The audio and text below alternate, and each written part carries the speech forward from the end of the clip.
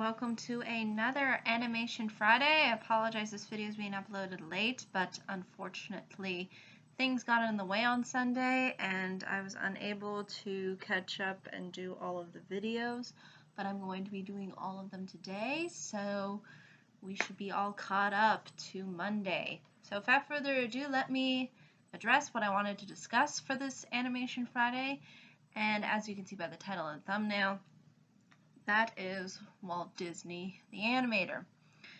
Now, we all, I think, at least me speaking, the majority of people out there, at least within Western culture, really identify and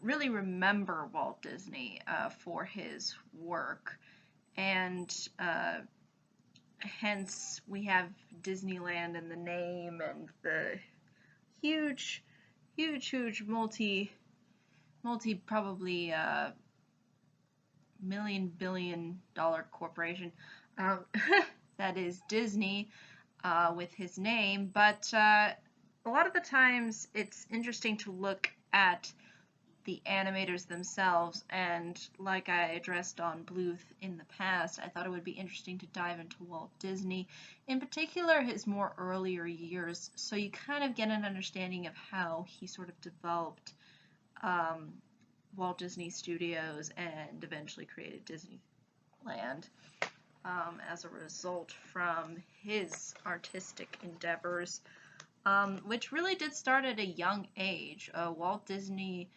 really enjoyed artistry and painting. He would even sell his pictures to neighbors and friends when he was young. So this was something that really stemmed within him at a young age. And I think that once you cultivate that kind of talent when you're really young, it often leads you to be very on the side of wanting things to be perfect and have that perfectionist mentality. And I think that's something Walt really aspired within his animation, is the perfection and the attention to detail. Now, when he was in high school, he took some photography as well as doing drawings, as well as being a cartoonist for the school newspaper. And then once the First World War hit, he wanted to be in the service, but they didn't accept him, so he just decided that in order to sort of participate, he would work for the Red Cross, and he was an ambulance driver during the war. And then when he came back, that was when he knew that he wanted to devote his career to art. And so he ended up working for this art studio called, and I want to make sure that I get this right, Pesman Rubin Art Studio, which was located within Kansas City, where most of his younger years were. And then eventually he ended up going to the Kansas City ad company afterwards, or Kansas City Film Ad Company. He basically ended up making a bunch of sort of, I guess they called them at the time cutout animation commercials for the ad company. And then after that, he ultimately decided to create his own studio,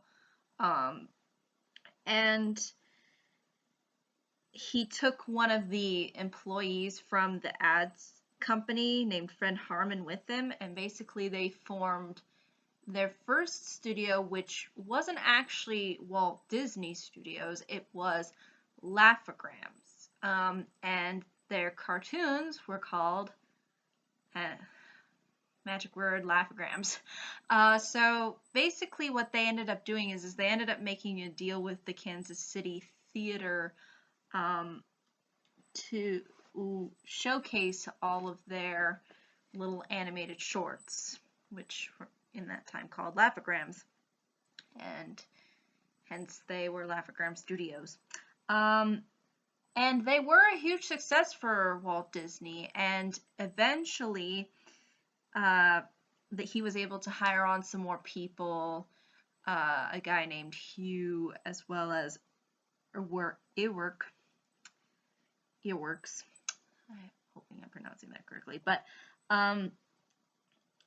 so on top of the Laugh-O-Grams, they also made Alice in Cartoonland. Now, Alice in Cartoonland involved live action with animation. So they would have a little girl be the actress, and then she would kind of be in this really kind of cartoon-like atmosphere. So the surroundings were animated, but the little girl, Alice, was a real person, actual little girl. So that was kind of what they decided to do as far as their animation is concerned. And again, this was really the start and the cultivation, really, of not only just animation but film in general. So there was a lot of experimentation during this time.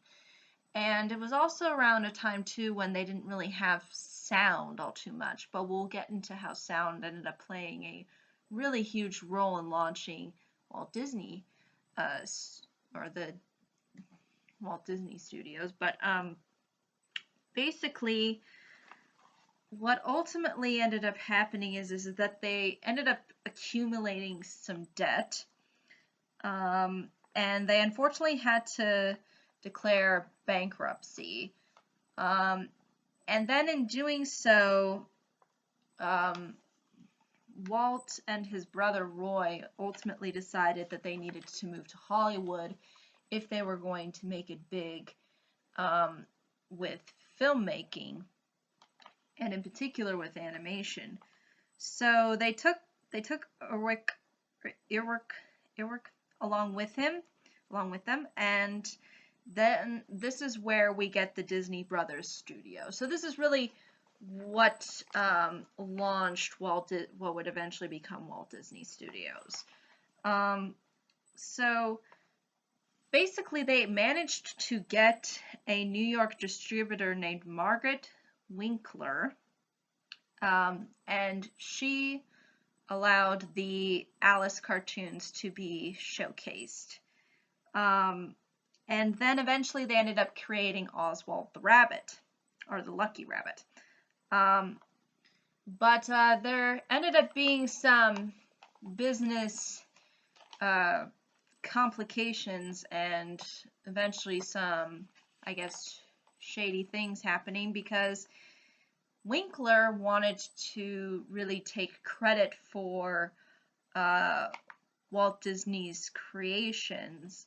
So she and her husband eventually stole the rights to the Oswald character. And basically she took all of Walt Disney's animators with her, but except Earworks, because he was probably fairly loyal to Disney. And as a result, they had to make a new character to sort of combat this woman sort of taking advantage and taking credit for their material. And that is when Walt Disney's Mickey Mouse was born. So as a result of not having a star character, they knew that had to eventually be replaced. And Mickey Mouse was that replacement character. And the funny thing about Mickey Mouse is that they were unfortunately unable at the time to find a distributor for the first 2 Mickey Mouse shorts where he actually appears. Some people think that Steamboat Willie was his first appearance, but he was in 2 shorts before that. And basically, what really launched Steamboat Willie into being the cartoon that ultimately put Mickey Mouse sort of in the spotlight, and ultimately him getting sort of, I guess, a distributor, was the fact that Walt Disney utilized sound, because this is when sound was really starting to be developed and utilized within film. And so he decided to use sound and music along with that particular short, and that's why this short is renowned for its well done composition as far as sound during the time, and also for the fact that it really was when you could see the Mickey Mouse character represented fully to what we expect as far as an animated character. And that's really what made it such a successful short, and what really launched Mickey to the stardom of the times. And as a result of that particular short being rather successful, Walt created the Silly Symphonies. Now, I've mentioned Silly Symphonies before in some of my other various videos where I talked about some of the ones that I enjoy in particular. But Silly Symphonies not only included Mickey Mouse, but also the other characters that would follow: Goofy, Minnie, Donald, Pluto, so on and so forth. All those characters would be featured in these Silly Symphonies. And also there was a lot of other stories, like I've mentioned in a lot of my other videos where I discuss Silly Symphonies, where it doesn't really feature the Mickey Mouse and crew, but features various random tales like the 3 Little Pigs, or just kind of very just interesting characters and creativity. Like, for example, Flowers and Trees is one in particular that is one of my favorites. So those were really the thing that pushed Disney even further to sort of the top, because that's when Walt started receiving awards for his and recognized for his work. So that's really what gave the Disney Studios a huge boost. But really, where the huge thing that I cannot emphasize more than I've probably emphasized in the past is the first full-length feature animated film, which was Snow White. And it made a lot of money. And it was amazing because you usually don't see a film making this significant amount of money, especially during the Depression era, because this did come out in, I believe, 1939. And basically, the rest is sort of history as far as animation is concerned, because once Walt was able to really cultivate and put animation as the center and at the center and forefront, he was able to generate a vast amount of influence and a vast amount of money from that industry. And really, what really put him on the top was the fact that he went out and he made animation this sort of center point of his uh, basically his career. And although he would focus on live action, it was never really the center point of his whole kind of legacy. Um, but eventually, after the huge success of Snow White, we had Pinocchio, we had Dumbo, and we had Fantasia, and so on and so forth. And they all made a significant amount of money along with the other films that came out within the 50s. And so, really, Disney was catapulted to the top once uh, once there was once the once World War II was over, and as well as even before the war even started. So they really had a lot to work from just by Walt's success. And eventually this led to Disney being able to go into television, in particular with Zorro and Davy Crockett, and also the Mickey Mouse Club, which again, it's kind of like bringing the animation sort of to life, so to speak. So it kind of even carries over even with live action. And that's ultimately where we get to the point where Disney decides to ultimately make a theme park, which we know today is Disneyland.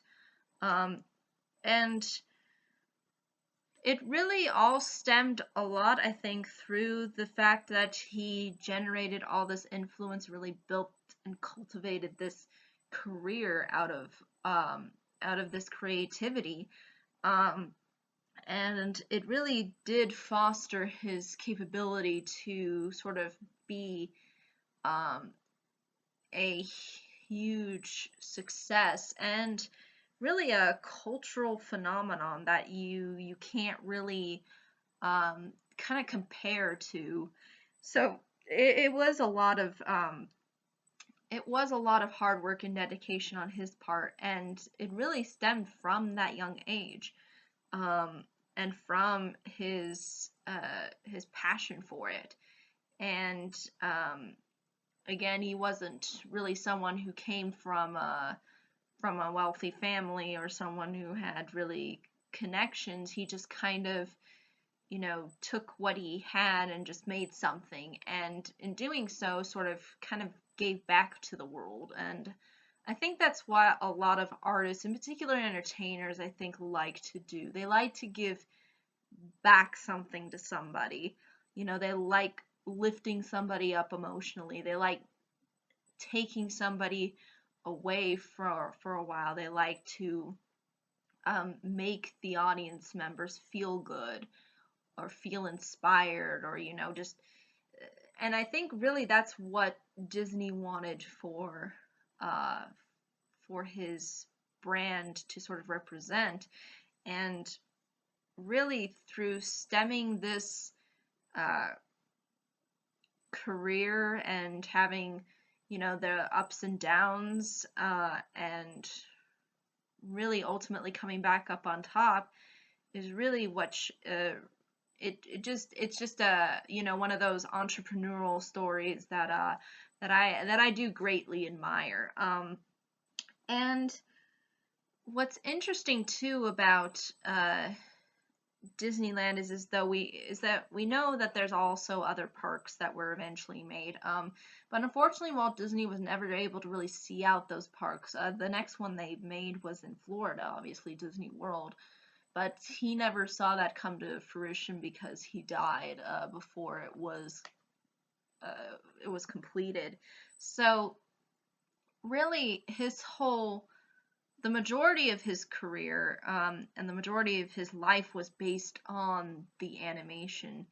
And I would say Disneyland did play a significant role as far as,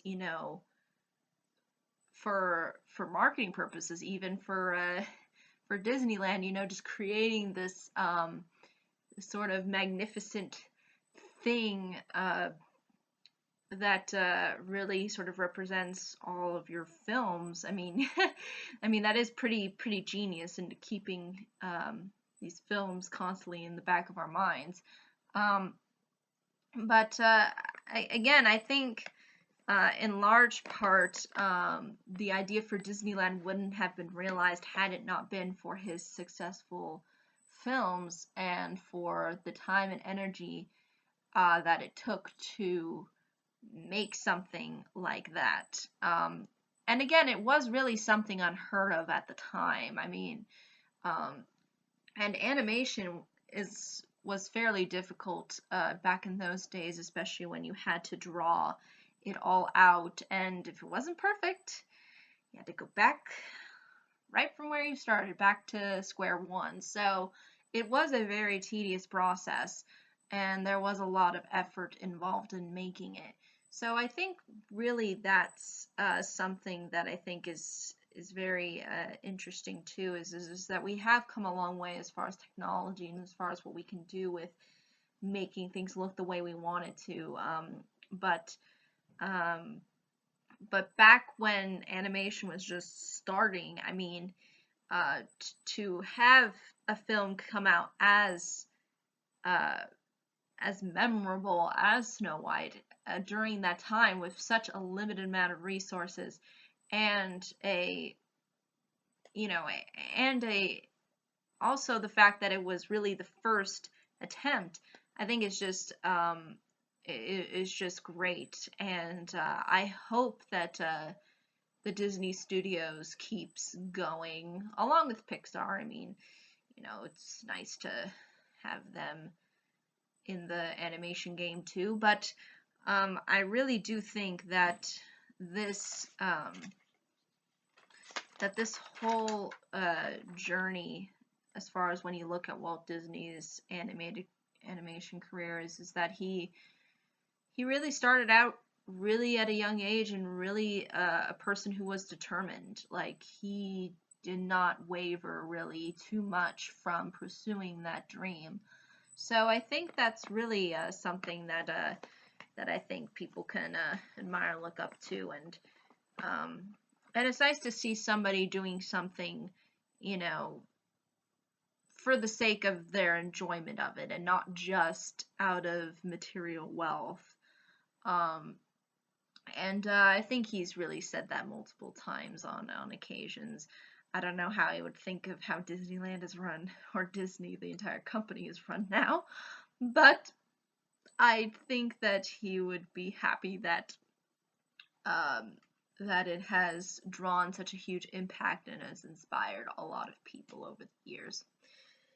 But I think that's really ultimately all I can say about Walt Disney. But again, if there are any questions, comments, concerns, I'd be more than happy to answer them. But thank you so much for watching. I hope you all have a pleasant day, week, month, and year, and I hope to see you on the next video. Take care.